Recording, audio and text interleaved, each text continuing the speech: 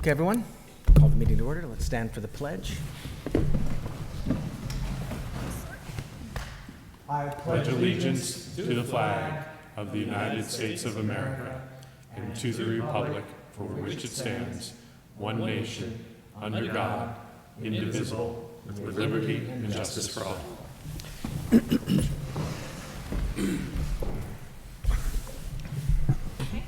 President McNall. Here.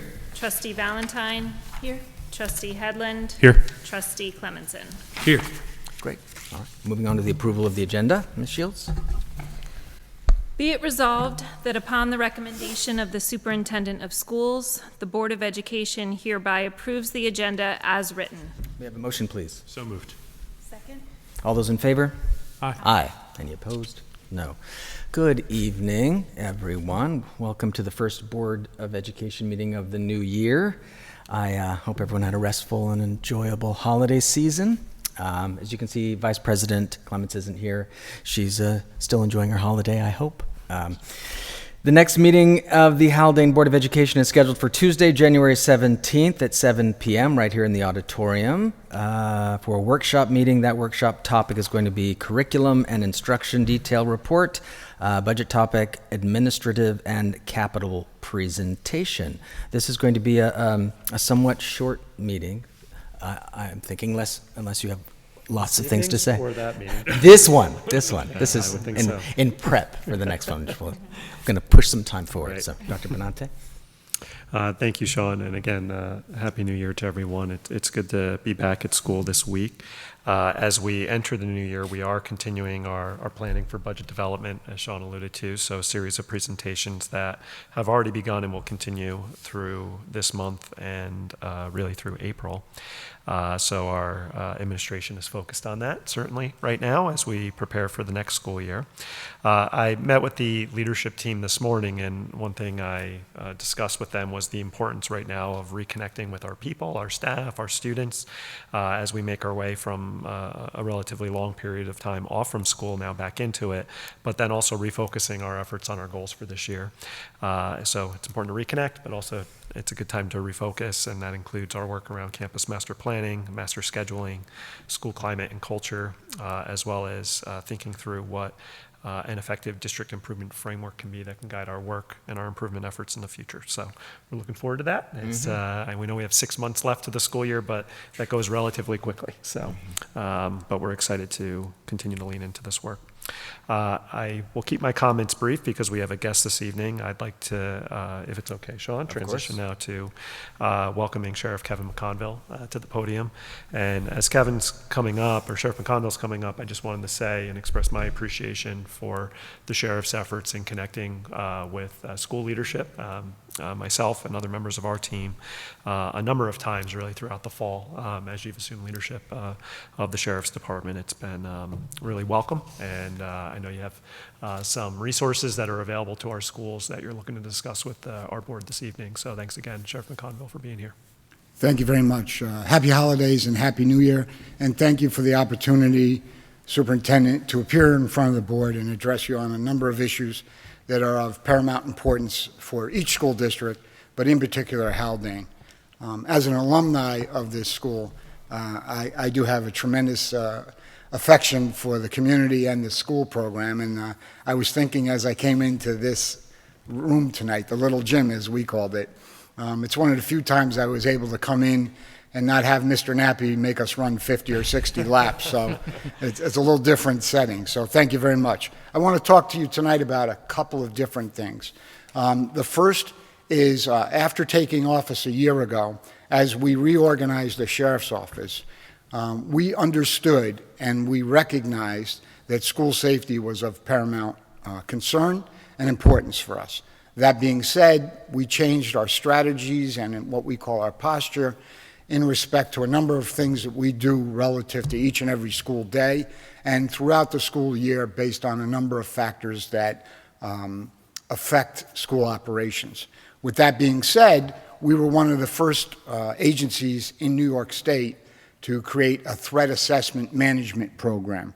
We did that back in May of last year in 2022, and it's a detailed, articulated, strategized process to manage and evaluate and assess threats. And threats take a whole host of definitions as to what a threat is. It can be something very simple, or it can be something very complex. In the process of doing that, we trained 5 investigators on how to research the dark web and social media as a contact point for some of these threats, among other things. And in that process, we also managed to partnership and collaborate with different county agencies, Department of Social Services, Mental Health, the Health Department, the schools as a collective consortium to identify threats and to deal and handle the threats in an appropriate manner. Not every threat results in an arrest. The idea is to provide treatment for individuals that are acting out, and it's our responsibility and the legal systems, along with the district attorney's office, to make that determination, along with healthcare professionals. We recognized immediately that the healthcare professionals were not involved in this process, so we looked to do that. We came up with, shortly after Uvalde, we changed our posture once again. It's a fluid situation, and we began to deploy personnel, assets, and resources to school districts based on what we were learning, what we saw, and what we had studied in the school shootings that we had been reviewing for a number of years to determine any points of commonness in these threats and in these violent acts. With that being said, the county exec approached us, and we had a long discussion about the posture and our response to schools and school threats. And at that time, the county exec was very pleased with what we were doing and allocated $2 million in ARPA funding to make schools safer. We've been doing that process as we speak. We've identified some technology that will be of assistance to schools. I do not want to speak on that technology tonight, but I do want to invite each and every one of you, in particular the superintendent and the board president, to a meeting that we should be having in a few weeks. I've asked Frank Guglieri, who we've partnered with from Putnam Northern Westchester BOCES, to set up this, to discuss one specific technology that we think that covers a broad array of issues that faces schools. It's fairly cost effective, but as I'm here tonight to discuss MOAs, this program that we will talk about in a few weeks will also require MOAs. I like to codify things. I like to put things in writing to ensure that everyone's held accountable for their actions and their responsibilities. But tonight I want to talk to you about a program called 3D FARO 3D mapping. What it is, it's a device, and I have a handout at the end. If I'm allowed to approach, I will provide that to you, that we would put in the middle of this room, and it would map this room in its entirety: windows, doors, vents, light switches, the flags, the basketball hoops, provide architectural style drawings of this room. And we would have that on a jump drive. It's fluid. You can turn it and spin it and move it and look at it from a number of different angles. It benefits you in a couple of different ways. If you're ever able to do any construction, you'll have plans in front of you. It might save you some money on the architectural end, or at least hopefully. But more importantly, from a law enforcement response, it'll allow us to map the entire school at a date and time, or over several dates and time, that are convenient to school and school operations, because we do not want to impair or impede school functions at all. So it'll be either nights and weekends, working with your staff, and have a full 3D mapping system of the entire school. That'll allow us to put it on our deputies that are on patrol, on their computers in the vehicles, pull it up if they're responding to the school. It has points of true north in it, so we'll know exactly where we have to go. Each and every room, closet, any hideaway zones will be clearly identified, and the nomenclature will be the same. We will all agree upon the nomenclature. There won't be one for law enforcement and one for the school. We provide a copy of that to you.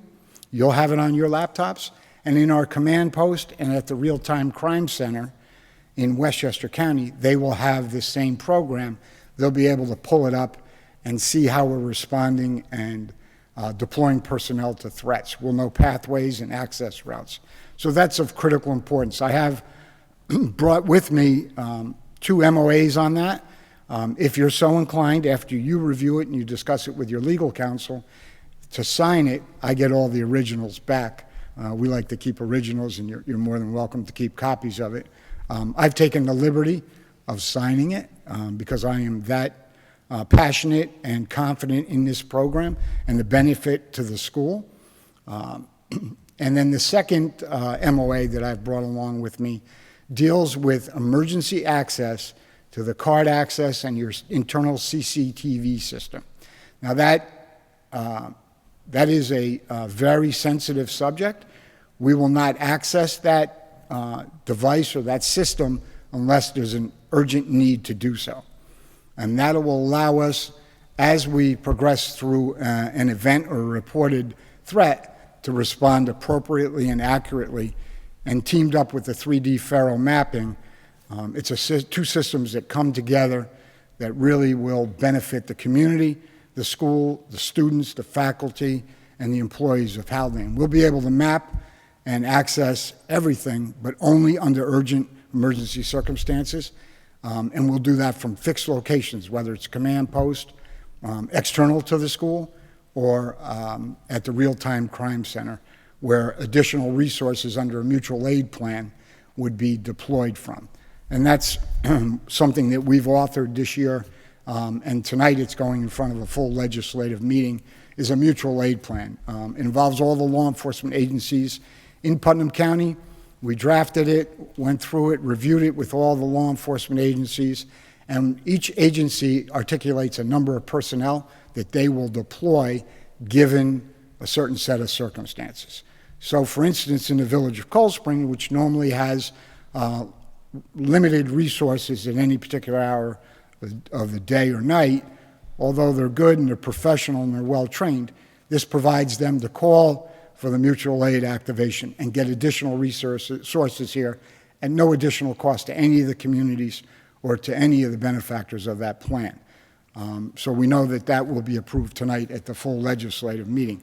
I'd be happy to take any questions that you may have on either the 3D mapping program or the MOA on the CCTV and card access. Great.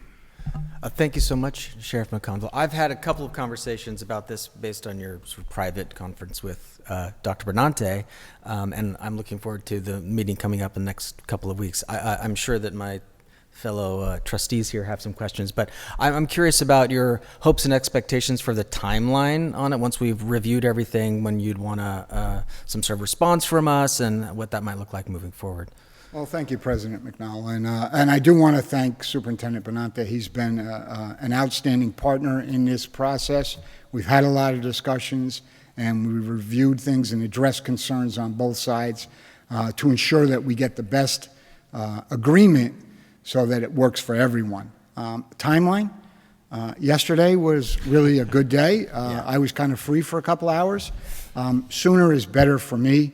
We are at the mercy of the Dormitory Authority of the State of New York right now with the funding for the 3D mapping. Everything's been approved. So we want to get this in. It's actually a device that's used for reconstruction and crime scenes. We saw the opportunity here to pair it with school safety, which is beneficial. Quite honestly, we're surprised other agencies aren't doing that. But that grant money is forthcoming, so we have an active quote from the vendor. As soon as we get that check into the Putnam County Legislature and Finance Department's coffers, we'll write that check and purchase that and then begin training. So it will take a few weeks, if not a month or two, once everything is approved. But anything we can do to move these MOAs forward reasonably, after everyone's reviewed them, are critical to us. Great, that's helpful, thank you. The school gets a copy, you said that, of the mapping? I'm sorry? The school gets a copy of the mapping? Absolutely. You can have as many copies of it as you'd like, at no cost. Could you walk us through an example of an emergency situation when you would want to sort of take over that, or look into it, and sort of what the permission hierarchy is with notifying the school? Absolutely. If you had a report of an active shooter While those take a few minutes, if not a little longer, to be investigated and then a determination made if it's valid or it is unfounded, that would be a situation where for your CCTV systems, we want to go up live right away. The quicker we can do that, the better we can start managing that particular incident. We adhere to and follow the incident command system quite readily. So it's a school issue until we show up and determine that it's a law enforcement situation. If you just happen to have, and I dare say this, but an incident in the school cafeteria where some students become rowdy and it's reported as something other than that, we show up, we're going to defer to the superintendent and his administrative staff to handle that. We're not looking to cross boundaries. John? I had a couple similar questions about like decision criteria and notification, all that sorts of stuff. I'm sure that's a level of detail that's covered. I just had actually a quick question. You mentioned something about a real-time crime center in Westchester County. I don't know about that. What is it? Can you tell me how it works with us here in Putnam? It was a well-kept secret. We have personnel assigned to that. A real-time crime center does a number of different things. Their crime analysis is one of the most important, and then notifications to law enforcement agencies of ongoing incidents that potentially are going to cross over boundaries, county borders, okay, city and villages. They monitor a host of different devices, social media being one, and CCTV systems throughout counties, not just Westchester or not just Putnam, but a collaboration of systems that they have agreements with, and they'll make notifications. And their job is to provide intel and information to responding units and agencies as things progress and as they're first reported to be developing. So it's kind of like an eye in the sky. Right. Hey, we see these cars here or these people there. Be aware of that. And the incident commander gets to deploy personnel and assets based on that information until he or she is on scene and then can control it. We've made a change in our responses. We require a commissioned officer, the rank of lieutenant or above, to be the authorizing individual to activate certain things. It provides us with a little bit more command and control of an incident, and we don't get a massive response immediately without that command and control. A lot of questions have to be answered very quickly, and it guides the resources to the appropriate area, but more importantly, it directs the appropriate response without going overboard. Okay. And one other thing that you mentioned, this may be related because you were talking about sort of similar type stuff in terms of monitoring, especially on the social, on the threat assessment management system, which you put in, I think, this year or in your administration. So the 5 investigators that you have staffed against that are looking, some of it's school related, all of it's school related, but dark web, social, a bunch of stuff going on. If there were ever to be an indication by one of them that something was potentially brewing in the Haldane district, would that be something that you would notify the administration? How does that work? Suppose you come up with something and you're like, it's a great question. Here's a flag. So what happens? Who's IT, other than, who's the IT gurus here, right? We geofence Putnam County. Yeah. And within Putnam County, we geofence a lot of addresses, nicknames, sure, all the different nomenclature. Looking. We're constantly looking. Sure. Once something is determined to be on the radar screen, sure, we then do a number of different processes are employed to validate it. Okay. So we partner with the Westchester Real-Time Crime Center. Yep. We then partner with the New York State Intel Center in Chatham, New York. Yep. We've asked them to geofence our locations because it's possible somebody might miss something, so we like to be redundant. And then we partner with our federal partners in D.C. also for things. With respect to something transpiring, I think it was February-ish, Dr. Benante, we created an internal system that we notify our elected officials, a certain level of elected officials at the county and town level, Yep. as well as schools and then religious institutions on ongoing incidents. Okay. We notify Dr. Benante that Route 9 is closed Yep. the other night at 8 o'clock at night because of a car accident. Right. Why? At that particular point in time, we don't know the duration, and his facilities director is on that.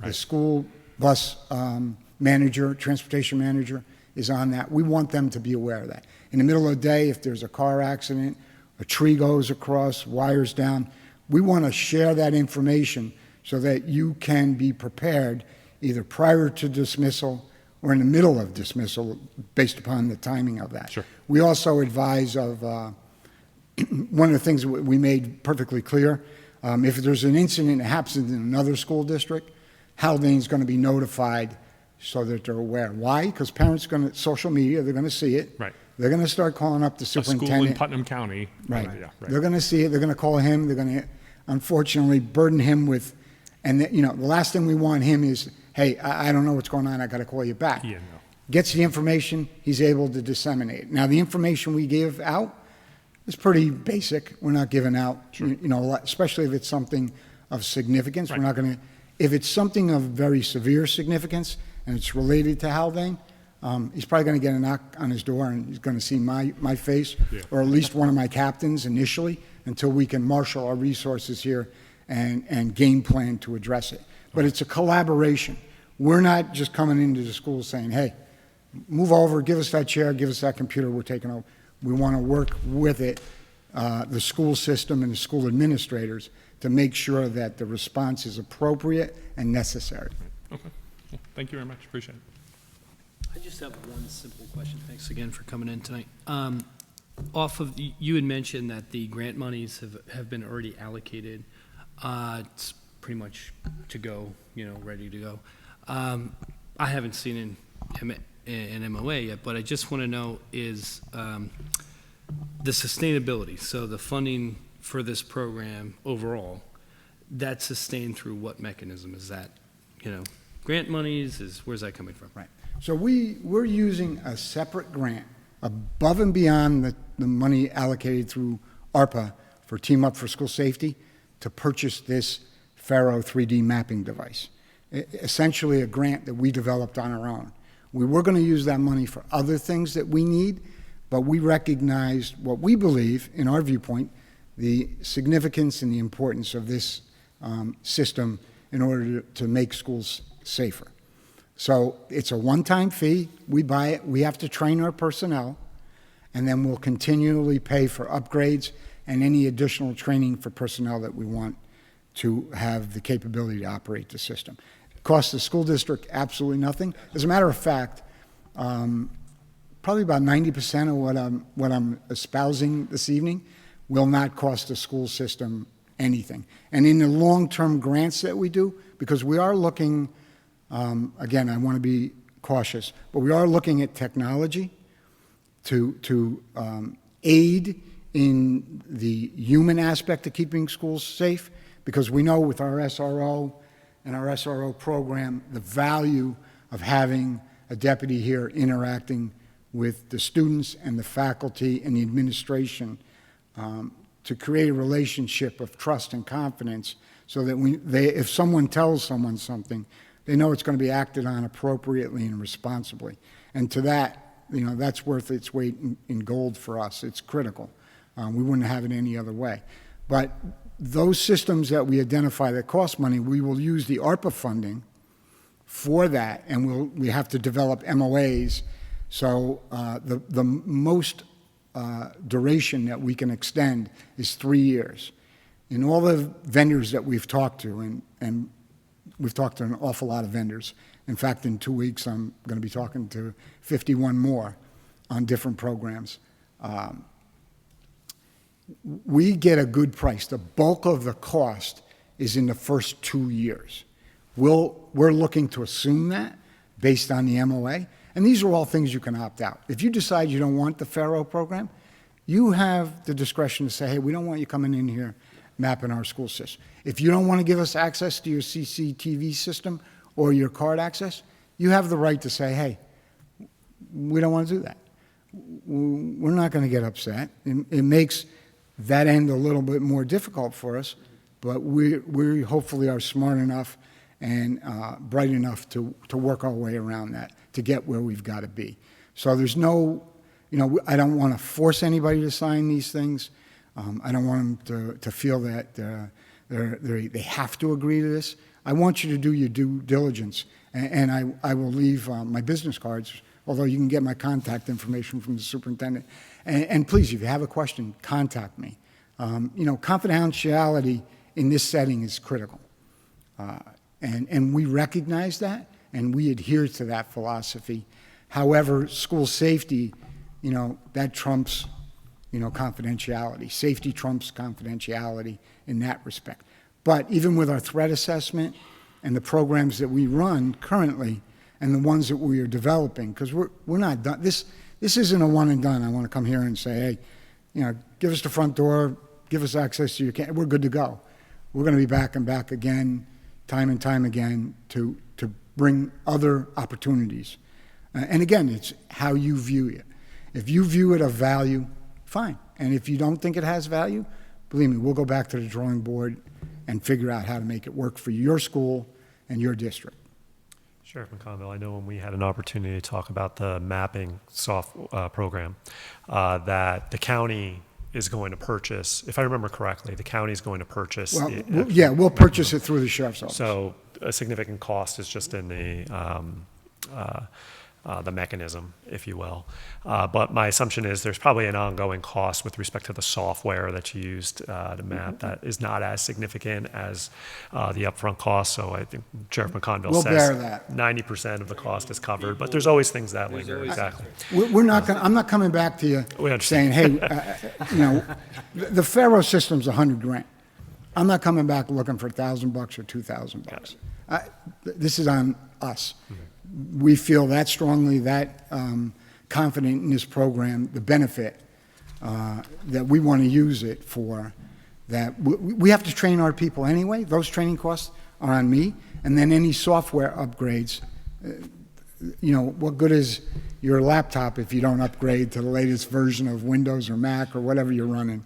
That's incumbent upon you. But that would be on us. I don't want to mix those two up. So you pay nothing for the 3D mapping. You pay nothing for the card access system, giving us access to that, and you pay nothing for the CCTV system. What we're looking to do is, depending on your system, web-based, so that we can remotely log in, and your administrator of your programs will be able to tell when we're in and who was in. And we're going to have a very small group of people that will have access. I won't even have it. If I need to see into your school, and it's incident driven, I'll go to the command post and pull it up there. We want to be very respectful of that privacy. Great. Thank you so very much, Sheriff McConville. And I have to say before you go that Deputy Tolvey over there is an extraordinary member of our community, and everybody adores him to pieces, and you've got a really wonderful person on your team right there. Thank you. We feel exactly the same way. So I'm going to approach, if it's okay. Want to leave him with the District Clerk, Ms. Shields? Thank you. And then there are some, this is a picture of what the device looks like with the FARO system. There aren't a lot of you here, unfortunately, but I'll leave a number that you can pass out. Great. To give you an idea of what that is. And if and when you get these signed, just give me a call and I'll come or I'll send somebody. Maybe got it. Deputy Conway can pick them up. Yeah, well, Thank you very much. Have a good thank night. you. You too. Okay, moving on to communication from the public. The Haldane Board of Education desires and values input from the entire school community. This first public comment session is reserved for comments on any special presentations or active agenda items. For those who wish to address the board, please sign in, state your name for the record. Please keep your remarks to 3 minutes or less. Disparaging remarks and discussion of district personnel are strongly discouraged. Although we do not engage in dialogue, we are listening. Please leave your contact information with the District Clerk, Megan Shields, for prompt follow-up from the Board President or Superintendent. Don't believe we have anyone here. That's good.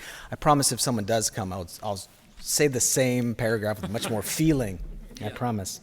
All right, moving on to information reports. These are the copies of the financial reports. Any discussion on those? No? No? Great. All right, moving on to consent agenda financial. May I have a motion, please? So moved. Have a second? Second. All right. Any discussion? No? All right. All those in favor? Aye. Any opposed? No. All right. Moving on to consent agenda personnel. May I have a motion, please? So moved. Second. All right. Dr. Benante, would you like to I address just any of the wanted to folks? draw the community's attention. Obviously, this is in front of the board of 2 notifications of retirement.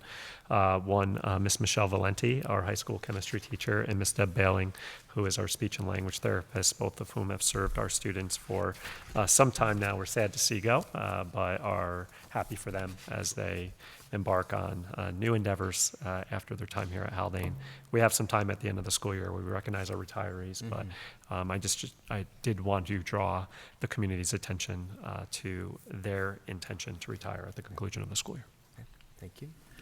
All those in favor? Aye. Aye. Any opposed? No. All right. Moving on to unfinished business. This is the policy review, second reading and adoption. Ms. Shields? Be it resolved that upon the recommendation of the Superintendent of Schools, the Board of Education hereby adopts the following Haldane Central School District policy as attached, 1510. May I have a motion, please? So moved. Second. All right. Any discussion?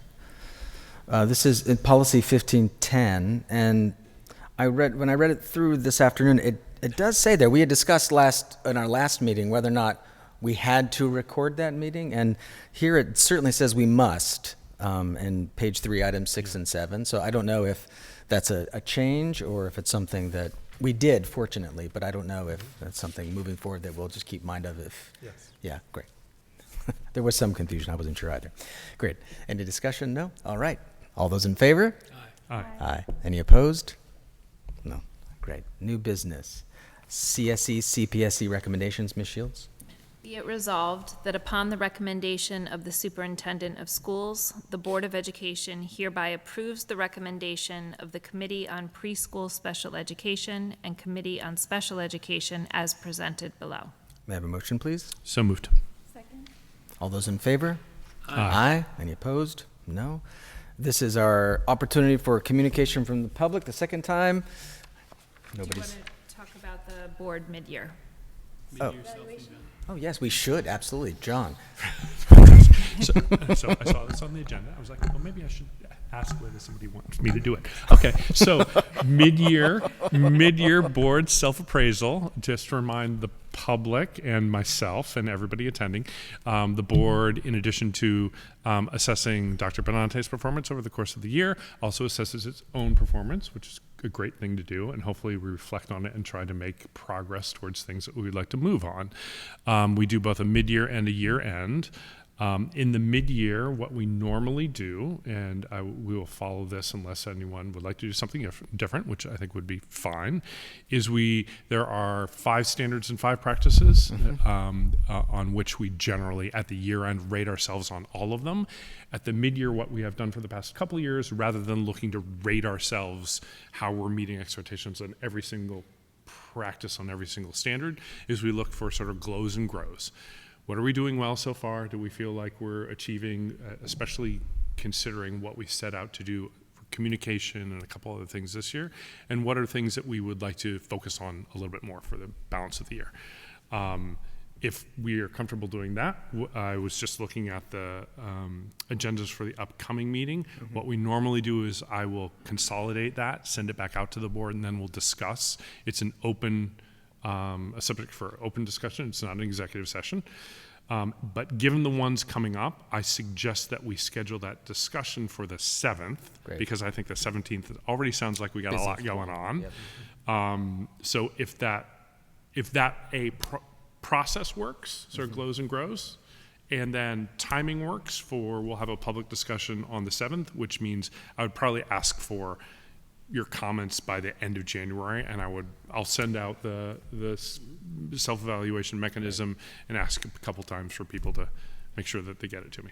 So with that, I throw it to the rest of the board. Does that make sense? You want to do that? You want to do something different? February 7th? February 7th for a public conversation, and then I'll set a deadline probably end of January Yeah, that's for feedback to me, and that I'll consolidate and send it out to everybody. And we don't need to meet in executive session to discuss. We can have it. No, on- and it needs to be an open session. Right, actually. right, Yep. right. Lovely. Cool. Great. Great. Yeah, all right, thank you. All right, moving on. This is now officially communication from the public, and I don't see anyone here, so we'll move on to our board reflections. Any board reflections? No? Great. Then, Dr. Benante. No final thoughts. Oh, amazing. Then I'd like to make a motion to adjourn. Second. All those in favor? Aye. Aye. Any opposed? No. Great. Thank you.